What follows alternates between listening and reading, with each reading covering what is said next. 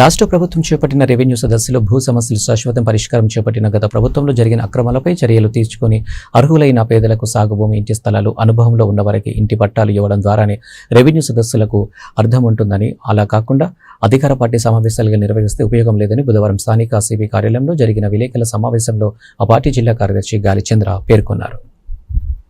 రాష్ట్ర ప్రభుత్వము రాష్ట్ర వ్యాప్తంగా ఎంతో ప్రతిష్టాత్మకంగా చాలా గొప్పగా రెవెన్యూ సదస్సులు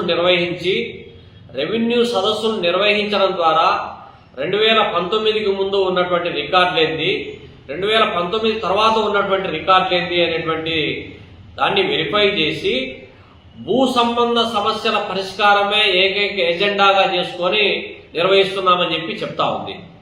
ఇది చెప్పడానికి బాగానే ఉంది, కానీ క్షేత్రస్థాయిలోకి వచ్చేటప్పటికీ రెవెన్యూ సదస్సులు పద్ధతిలో జరగట్లేదనేటువంటిది జనం నుంచి వస్తున్నటువంటి ఆరోపణలు. రెవెన్యూ సదస్సులు కాస్త అధికార పార్టీ సదస్సులుగా మారిపోతూ ఉన్నాయి.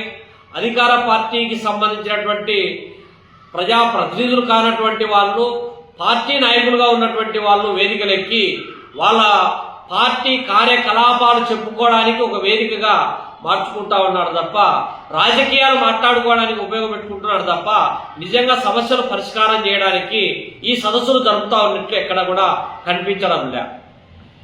ఈ 6 మాసాల కూటమి ప్రభుత్వంలో గతంలో చేసినటువంటి జగన్మోహన్ రెడ్డి తప్పిదాలు ఏవైతే ఉన్నాయో, resurvey, land titling act, 22A చట్ట సవరణ అనేటువంటి ఈ 3 చట్టాలు రైతులకు, ప్రజలకు వ్యతిరేకంగాను, భూమికి రక్షణ లేకుండా ఉన్నాయనేటువంటి అంశాన్ని పదే పదే చెప్తూ ఈ చట్టాలను సమూలంగా మారుస్తామని చెప్పినటువంటి కూటమి ప్రభుత్వం ఈ 6 మాసాల కాలంలో ఏమైనా మార్చిందిరా అంటే ఎక్కడ కూడా మార్చినటువంటి దాఖలాలు లేవు. ఒక కడప జిల్లాలో ఉన్నటువంటి రెవెన్యూ అధికారులకు సంబంధించి కూటమి ప్రభుత్వం అధికారులకు వచ్చిన తర్వాత గత ప్రభుత్వంలో ఎవరైతే భూ కబ్జాదారులకు, డీకేటీ మాఫియాకు సహకరించినటువంటి తహసీల్దార్లు ఎవరైతే ఉన్నారో, ఆర్డీఓలు ఎవరైతే ఉన్నారో వాళ్ళని తిరిగి స్థితిలో పోస్టింగ్లు ఇచ్చినటువంటి దాఖలాలు అనేకం ఉన్నాయి.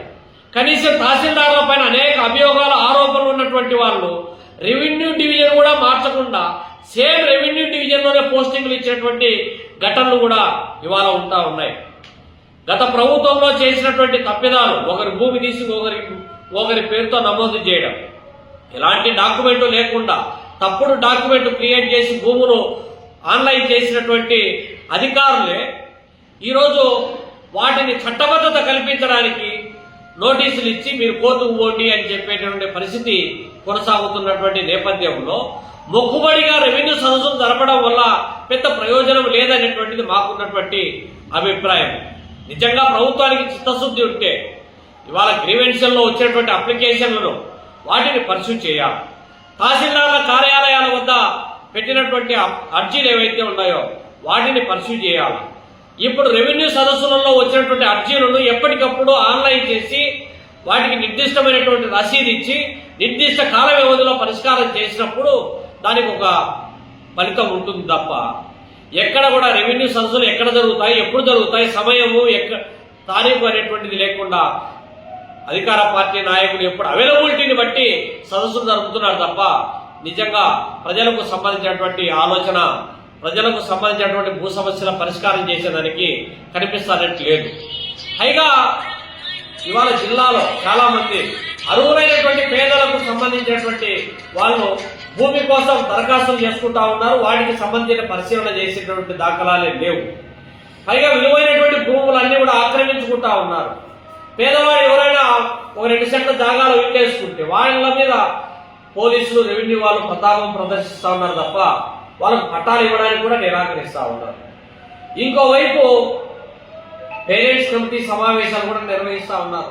రకరకాలైనటువంటి సమావేశాల పేరుతో ప్రజలు మభ్యపెట్టేటువంటి విధానం తప్ప ఇవాళ నిజంగా ప్రజల సమస్యలు పరిష్కారం చేయడానికి కానీ, గతంలో ఎన్నికల వాగ్దానాలు అమలు చేసేటువంటి దాన్ని చంద్రబాబు నాయుడు ప్రభుత్వము, కూటమి ప్రభుత్వం ఏదైతే ఉందో అటువైపు దృష్టి సారించకుండా ప్రజలను మభ్యపెట్టేటువంటి కార్యక్రమానికి స్వస్తి చెప్పాల్సినటువంటి అవసరం, బాధ్యత ఉంది. అంత కాకపోతే ప్రజల నుంచి వ్యతిరేకత వస్తుంది, ప్రజల ఉద్యమంగా మారుతుంది, ప్రజాకంటక ప్రభుత్వం పైన పోరుకు సమాయత్తం కావాల్సి వస్తుందని చెప్పి ఈ సందర్భంగా హెచ్చరిస్తా ఉన్నాం.